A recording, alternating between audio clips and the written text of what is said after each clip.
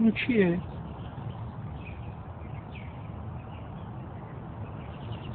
گنجشک.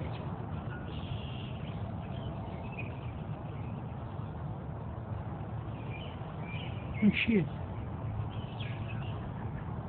گفتم که گنجشک.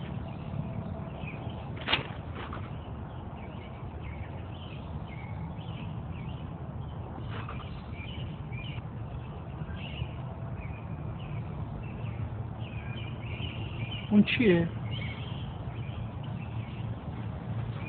پدر اون یه گنجشکه. گنجشک.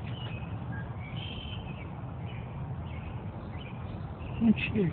چند بار بهت بگم یه گنجشکه، چرا نمیفهمی؟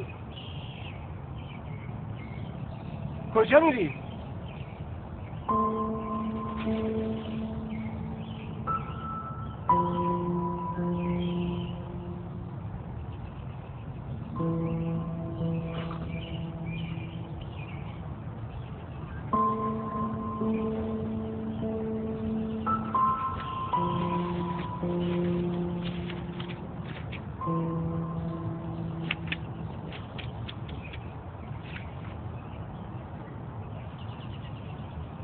بلندتر.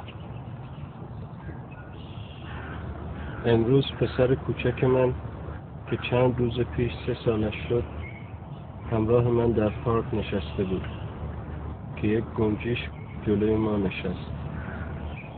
پسرم 21 بار از من پرسید که اون چیه و من 21 بار به او جواب دادم که اون گنجشکه. هر بار که اون این سوال تکراری رو میپرسید من در آغوش میگرفتمش و به او پاسخ میدادم بدون اینکه عصبانی بشم. احساس میکنم که خیلی دوستش دارم.